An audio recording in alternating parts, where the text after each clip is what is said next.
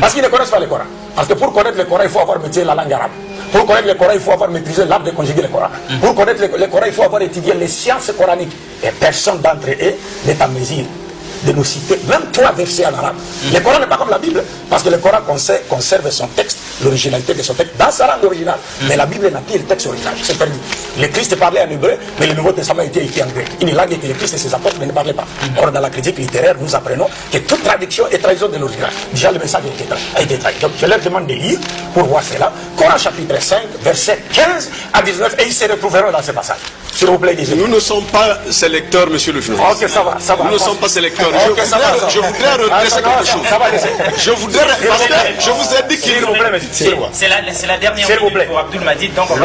L'émission s'appelle l'homéostasie. Oui. C'est-à-dire la capacité à pouvoir faire quoi? Voilà.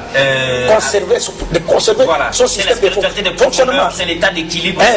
État d'équilibre. Voilà. Donc si vous commencez déjà à vous agiter quand on veut les médecins veulent donner la piqûre pour vous sauver, ça sera un malheur. En tout cas, lisez le Coran. Chapitre 5, versets 15 à 19. Oh gens du livre, notre messager Mohammed vous êtes venu, vous exposant beaucoup de ce que vous cachez du livre, chrétien juif, et passant sur bien d'autres choses, une lumière Mohammed et un livre explicite, vous êtes certes venu d'Allah.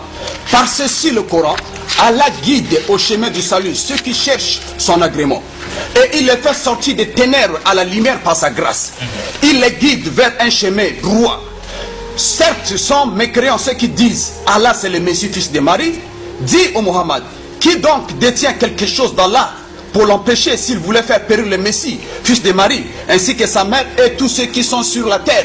Allah seul appartient la royauté des cieux et de la terre et tout ce qui se trouve entre les deux. Il crée ce qu'il veut et Allah est omnipotent. Donc vous pouvez également prendre d'une minute déjà, oui. Vous pouvez également prendre la sourate 14 verset 1, la sourate 33 verset 45 à 48 et la sourate 65 verset 11 où Dieu présente Mohammed comme étant celui qu'il a envoyé pour tirer toute l'humanité des ténèbres spirituelles à la lumière parfaite. C'est pourquoi dans ces passages, Dieu s'adresse aux gens du livre. Parce qu'un de leurs avait dit dans son ignorance du Coran que Abdoul Majid a dit que le mot chrétien n'existait pas dans les textes originaux. Mais le mot chrétien n'existe pas dans les textes originaux du Coran.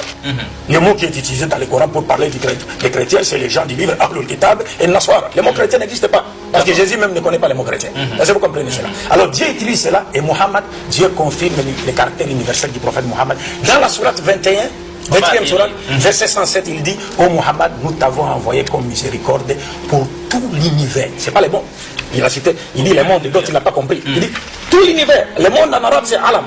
L'univers c'est alamim. Donc plusieurs mondes. Tout l'univers. Et dans ces passages du Coran que nous avons lus, Dieu dit, il envoie Mohammed pour tirer les gens du livre.